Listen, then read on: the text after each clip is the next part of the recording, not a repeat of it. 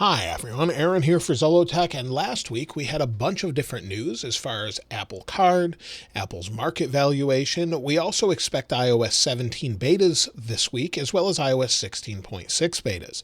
This is your news update for the week of July 3rd, 2023. Now, Apple's beta website was updated today. Briefly, it went down and then came back up saying coming soon with new public betas for iOS 17.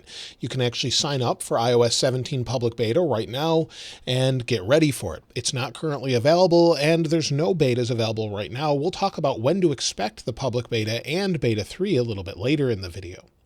Now, Apple's market valuation is now $3 trillion and then some. Apple continues to gain different market valuation, and it hasn't been $3 trillion for over a year and a half at this point. So it looks like it's back up and doing well. So that's great. We haven't seen that for a while, and I think that's other companies as well doing well. Now, Apple Wallet has been a partner with Goldman Sachs from the beginning, but apparently this has lost them a lot of money. So if you're using Apple Card, apparently Goldman Sachs has lost over $1 billion with this, and Apple may be transitioning to a deal with American Express instead. Goldman Sachs recently signed a deal through 2030 though, so it could be they're adding more carriers or something else we don't expect. Now, if you're an iCloud user, like many of us are, under your iCloud settings, you may see that Apple increased the price recently depending on your country. In places around the world, as much as 25% in the UK and others. It could be due to exchange rates or something else, but Apple really should give more free storage up front anyway, other than 5 gigabytes or so.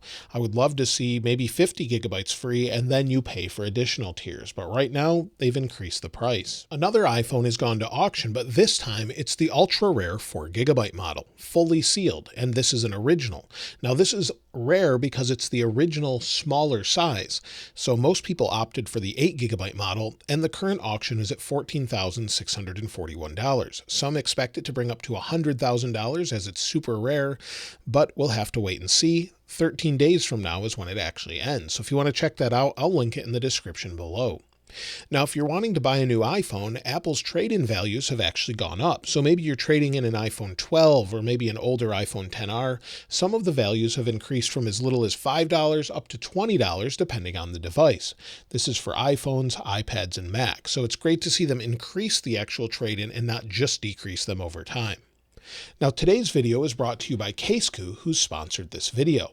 This is the new CaseCoo CloudCush case. CloudCush features an air cushion technology with a full edge-to-edge design to absorb shock if dropped. The case also protects the cameras and the display with lay-on-the-table protection and has a very smooth feel to it that also still adds grip. CaseCoo is offering an exclusive testing campaign where you can apply to receive a free case to review for a limited time. You can review it on YouTube videos, social media posts, or text reviews on the Coo community. I'll leave a discount code in the description along with a link to the case so you can check it out for yourself. Now, the 13-inch MacBook Air has been out for a little while, and Apple recently released the 15-inch MacBook Air that I have here. The 15-inch model actually comes with Bluetooth 5.3, and Apple has recently updated Apple.com showing that the 13-inch now has that as well. Now, I don't think this is an update from macOS. You'll have to actually have the new hardware, but it looks like they've updated it from Bluetooth 5.0 to 5.3 for the 13-inch. So that's just something worth noting. It should help with overall reliability of the connection and possibly some power consumption. But it shouldn't make so huge of a difference that I would swap your MacBook for it. If you use Apple Weather and live in Australia, it's finally been updated with next hour precipitation forecasts. Apple actually posted this in a support document listing the actual update itself.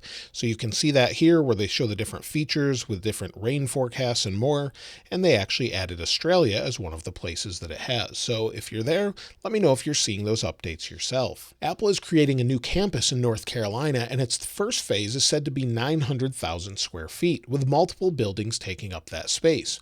Once open, I'll definitely try and visit as it's not terribly far, only a couple hours away.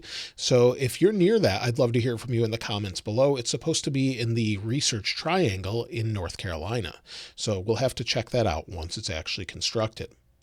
Now, the 12-inch MacBook was one of the more recent designs that was super thin, fully wireless, and is now obsolete, sadly. It was introduced in 2015 as a new generation of ultra-portable devices, but seemed to be too thin, and with Intel chipsets, they seemed to overheat or just not have enough cooling altogether. So that was an era that I actually really liked that MacBook, but it was so slow and had some issues, so it really wasn't worth buying, especially later on. Now, Apple has some back-to-school offers that have now started in Canada and Mexico. A $200 gift card with any MacBook or iMac, or a $150 gift card with iPad, iPad Pro, or Mac Mini. Also AirPod deals and more depending on where you live. And as far as AirPods, AirPods Pro 2 again are on sale for $199, sold directly from Apple on Amazon.com, along with AirPods 3 at $149, MacBook Air 15 for $1199 or $100 off, and the older MacBook Air M1 is $200 off. I'll link all of those in the description below. Now, a new Safari technology preview was released, and this time it's a little more significant than we've had before. And as you can see on the Safari technology preview site, if we go there, we have the new version, which is 173. But the significant thing is this has been updated with iOS 17 features. So if you're developing different websites, you want to see what they look like, those technologies are now there and available. They've also changed one of the feature names as well that we have on iOS 17. So if you go to your settings, you go down to Safari. Under Safari, if you go down to the bottom, under Advanced, we now have feature flags instead of experimental features. So that's something they've updated, and that's the same for the new Safari version if you want to run that as well. Now, as far as updates and releases this week, Apple stopped signing iOS 16.5 last week, which means you can no longer downgrade to it. So if you're on iOS 16.5.1 or 16.6 betas or iOS 17 and you want to go back to a public version, it will have to be iOS 16.5.1. Now, this week, we're expecting a lot of updates as far as beta releases, and we're expecting iOS 16.6 Beta 5 or release candidate. I would typically expect this on the 5th, and then maybe iOS 17 Beta 3 on the 6th. The reason for this is the 4th is a holiday in the United States, Independence Day, July 4th. On the 5th, last year, they released iOS 15.6 betas, and then after that, we had Beta 5 or the release candidate, depending on the year, and then the next day, they released Beta 3. So last year, we had iOS 16 Beta 3 on July 6th. I would expect the exact same thing here this year. Also, I would expect the public beta next Monday. That's what they did last year on July 11th. So they gave us a few days, re-released Beta 3 for developers with a slightly different build number, and then released the public beta version. So that is when I would expect it to be available. We don't know for sure, as Apple could change this up, but that's what they did last year. I would expect a similar release schedule this year. Now, Apple is starting to ramp up for iPhone 15 production as Foxconn in China is now hiring. So they're really ramping up hiring to get the largest factory in China up and running like usual to produce all of the latest iPhones. This is an iPhone 15 model. I've shown it in different videos, and it's non-functional, but it gives us an idea of what it looks like, size, and more. A recent post on Weibo shows Apple's upcoming design changes for iPhone 15s as well. It has some slight changes to the button placement, as I've showed you here, where the button placement compared from the 15 Pro Max to the 14 Pro Max is slightly lower, as you can see there. The same is true on the other side. We're expecting them to actually add an action button instead of a silent switch that you could program. So there's some slight changes there, and of course we're expecting camera changes and more. There's also a larger cutout for USB-C on the newer phones. So because we'll be switching from Lightning to USB-C this year, it looks like they made a larger opening for that. Apple is also apparently working on extending satellite connectivity features in the future. Whether or not this is with iPhone 15 or not, we don't really know. However, this could be more features or even internet service for the phone, according to new FCC filings from Globestar. Globestar is who provides the Apple satellite connectivity. So we could see that with iPhone 15 or maybe just future updates altogether. Now, as far as AirPods are concerned, we're expecting some updates this year. Apple is working on a USB-C case, transitioning everything to comply with that USB law that's being enforced in the EU and then probably throughout the world. But we'll switch from Lightning to USB-C on everything, like we have with iPad Pro and all the new MacBooks. Also, Apple's working on more features for newer AirPods. Now, as far as when they'll release specifically, we don't know, but we do expect them to release sometime around the iPhone 15 launch. So we could have AirPods Pro 3 or AirPods 4 or something else entirely. Mark Gurman has said that Apple is working on more features to test hearing capability and also some things related to hearing aids.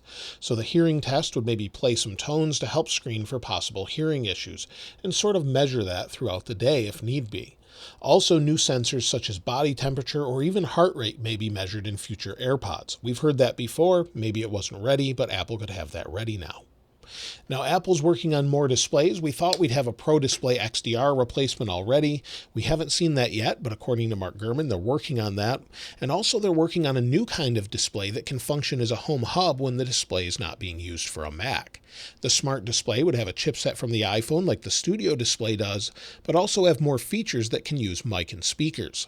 So maybe you could talk to it like a HomePod. However, it'd be great if it was a touchscreen, but I'm doubting they would do that. Having a touchscreen for all of your home controls would be great on maybe a giant display that you could put on the house, maybe have it available when you walk by. So I don't think they'll do that, but we can all dream that one day they'll do that. We're also expecting some different updates with iPads, but that probably won't be until next year, where we'll have more OLED-based iPad Pro models. So we could see that next year, but nothing this year, it seems. So toward the end of the year, new AirPods, maybe some new Macs. Hopefully, finally, that new iMac will be updated as well. And that's everything for the news this past week. I'm looking forward to those new iOS 17 updates. iOS 16.6 shouldn't have a whole lot in it, but iOS 17, of course, should bring more features, and the public beta will be great, as it should be much more stable. Let me know if you've found anything else in iOS 17 I haven't mentioned in the previous videos I've talked about, and also if you'd like to get your hands on this wallpaper, it will be linked in the description like it normally is. If you haven't subscribed already, though, please subscribe, and if you enjoyed the video, please give it a like. As always, thanks for watching. This is Aaron. I'll see you next time.